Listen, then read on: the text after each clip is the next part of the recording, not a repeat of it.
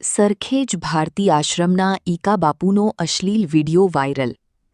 ભારતી આશ્રમના ઈકા બાપુ મારી પાસે અશ્લીલ હરકત કરાવતા હોવાનું મેં સબૂત માટે વિડિયો બનાવ્યો, પરંતુ પીઆઈએ ગુનો ન બનતો હોવાનું કહી મારી અરજી ફાડી નાખી। અમદાવાદના સરખેજ વિસ્તારમાં આવેલો ભારતી આશ્રમ વધુ એકવાર વિવાદમાં આવ્યો છે। આશ્રમના ઈકા બાપુનો એક યુવક પાસે અશ્લીલ હરકતો કરાવતો વિડિયો સોશિયલ મીડિયામાં વાયરલ થતાં ખળભળાટ મચી જવા પામ્યો છે અને ભોગ બનનાર યુવકે આક્ષેપ કર્યો છે કે ઈકા બાપુ તેમની પાસે મસાજ અને હસ્તમૈથુન કરાવતા અને ઈકા બાપુ નશો કરતા હતા ત્યારે તેને પણ નશો કરવા માટે દબાણ કરતા હતા। વિડિયો વાયરલ થતાં આશ્રમ ટ્રસ્ટ દ્વારા તાત્કાલિક ઈકા બાપુને આશ્રમની તમામ જવાબદારીઓમાંથી દૂર કરી દેવામાં આવ્યા છે। સંસ્થાનું નામ, પદ અને પ્રતિનિધિત્વનો ઉપયોગ ન કરવા સૂચના આપી છે। ભોગ બનનાર યુવક દ્વારા આ મામલે પોલીસ પર પણ ગંભીર આક્ષેપ કર્યો છે। પોલીસે 5 કલાક સુધી બેસાડી નિવેદન લીધા બાદ ગુનો ન બનતો હોવાનું કહી અરજી ફાડી નાખી હોવાનો આક્ષેપ કર્યો છે। જો કે સરખેજ પોલીસે યુવકના આક્ષેપોને નકાર્યા છે અને અરજી લઈ તપાસ ચાલુ હોવાની વાત કરી છે। અમદાવાદના સરખેજ વિસ્તારમાં આવેલા ભારતી આશ્રમના ઈકા બાપુનો એક વિડિયો સોશિયલ મીડિયામાં વાયરલ થયો છે, જેમાં તેની સાથે એક યુવકની હાજરી જોવા મળી રહી છે। ઈકા બાપુ યુવક પાસે અશ્લીલ હરકત કરાવતા હોવાનું દેખાઈ રહ્યું છે। ભોગ બનનાર યુવકે સામે આવી ગંભીર આક્ષેપો કર્યા। ઈકા બાપુનો વિડિયો સોશિયલ મીડિયામાં વાયરલ થતાં ભોગ બનનાર યુવક પણ સામે આવ્યો છે, જેણે ઈકા બાપુ પર આક્ષેપ કરતા કહ્યું કે તે પોતે સરખેજ આશ્રમમાં રહેતો હતો। ઈકા બાપુ તેમના રૂમમાં બોલાવી મસાજ અને હસ્તમૈથુન કરાવવા દબાણ કરતા હતા। યુવકે કહ્યું કે હું આ પ્રકારની પ્રવૃત્તિથી કંટાળી ગયો હોવાના કારણે મેં સબૂત ભેગા કરવા માટે વિડિયો બનાવી લીધો હતો। ભોગ બનનાર યુવકના પોલીસ પર ગંભીર આક્ષેપ। યુવકે કહ્યું કે હું પુરાવા લઈને સરખેજ પોલીસ સ્ટેશનમાં ગયો હતો। પોલીસે મને 5 કલાક સુધી બેસાડી રાખ્યો હતો અને મારી અરજી લખી હતી। ત્યારબાદ પીઆઈએ મને કહ્યું હતું કે આ બનાવમાં ગુનો બનતો નથી।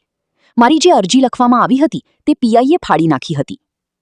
ઈકા બાપુનો વિડિયો વાયરલ થયા બાદ ટ્રસ્ટીઓ દ્વારા તાત્કાલિક બેઠક બોલાવીને ઈકા બાપુને આશ્રમની તમામ જવાબદારીઓમાંથી મુક્ત કરી દેવામાં આવ્યા છે। સંસ્થા દ્વારા આપવામાં આવેલ સંબંધિત વસ્તુ પરત કરવાની સૂચના આપી છે। જ્યાં સુધી ન્યાય સાથે સત્ય હકીકત સાબિત ન થાય ત્યાં સુધી ભારતી આશ્રમ સંસ્થામાંથી દૂર રહેશે।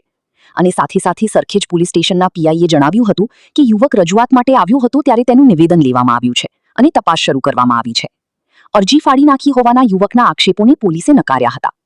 રિપોર્ટર કિશોર શુક્લ, સમય 24 ન્યૂઝ, અમદાવાદ। પીજીમાં રહું છું, ત્યાં પીજીના રૂમના જે આપણે મંદિરના જે સંત છે ઈકા બાપુ કરીને, એ ત્યાં આગળ છોકરાઓને રાત્રે અને બપોરે એના રૂમમાં અંદર બોલાવે છે। મને પોતાને પણ બોલાવ્યો હતો ને એમની રૂમની અંદર કપડાં બધા ઉતારી નગ્ન થઈ અને અમને પણ નગ્ન કરવા માટે ફોર્સ કરે છે અને પોતાનું શરીર શોષણ આમ કરે છે અમારું બધાનું, કે ભાઈ તમારા શરીરની માલિશ કરો, પોતાનું હસ્તમૈથુન કરવાનું એવું બધું કરાવડાવે છે અને સાથે આમ નશો કરવા માટે પણ આમ ધમકી આપે છે અને બહાર ન કહેવા માટે ધમકી આપે છે કે ભાઈ તું બહાર કોઈને આ બધી વાતની જાણ કરીશ તો ભાઈ તારે અમારા કોન્ટેક્ટ બહુ ઊંચા છે, એમ તને અમે રાતોરાત ઉપાડી લઈશ એવી ધમકી આપી અને અંદર ને અંદર અમને રાખે છે। ફોન આવે જ છે સવારના ધમકી બાબતે, પણ હું કોલ રિસીવ નથી કરતો। તો જે કાંઈ કરીશ એ પોલીસની સાક્ષીમાં અને મીડિયાની સાક્ષીમાં જ બધું હાજર કરીશ। મારું નામ અતુલ દવે છે અને સામાજિક કાર્યકર તરીકે છેલ્લા 10 વર્ષથી હું કાર્યરત છું।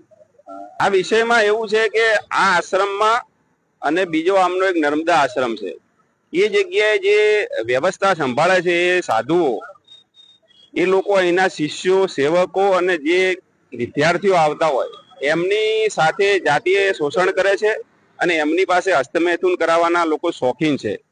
એટલે આવી માહિતી અમને મળતા અમે ધીમે ધીમે સંપર્ક કરવાની કોશિશ કરી કે ભાઈ આવું કોઈ પીડિત બાળક અમને મળી જાય અને કોઈ પુરાવો મળે તો અમે આ વિષયને લઈને મીડિયા સમક્ષ જઈએ, કેમ કે કોઈના ઉપર આક્ષેપ કરવો હોય તો એના બાબતે આપણી પાસે પુરાવો હોવો જોઈએ।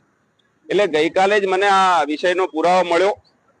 એ બાળક સાથે મારે વાત થઈ, તે બાળકે સ્પષ્ટ કીધું કે ભાઈ મારા સિવાય પણ અહીંયા અનેક છોકરાઓ સાથે આવું થયું છે।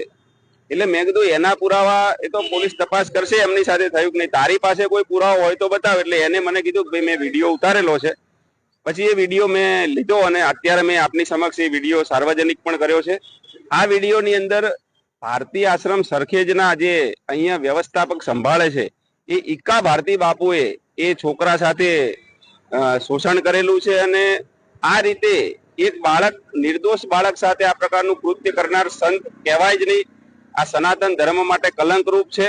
એટલે મેં એમને પૂછ્યું કેટલી વાર, કે મારી સાથે લગભગ 8 થી 10 વખત આવું થયું છે અને બીજા બાળકો સાથે પણ આવું જ કરે છે. મને આ ચાલુ કામમાં એવું કહેતા હતા કે આવા તો કેટલાય છોકરાઓ છે મારી સેવા કરે છે અને તું એ સેવા કર તો તને અહીંયા રહેવા જમવામાં સારી સગવડતા મળશે.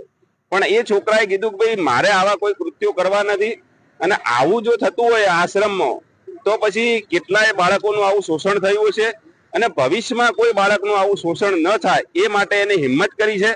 અને એ હિંમત બદલ એ છોકરાને હું ધન્યવાદ આપું છું. ને આપના મીડિયાના માધ્યમથી કહું છું કે અત્યારે છોકરો ડિપ્રેશનમાં છે અને 1-2 દિવસમાં એ છોકરાને લઈ અને એનું જે પોલીસ સ્ટેશન લાગે છે આ પુરાવા સાથે પોલીસ સ્ટેશનમાં જઈને અમે એના વિરુદ્ધ કાયદેસરની કાર્યવાહી કરાવીશું.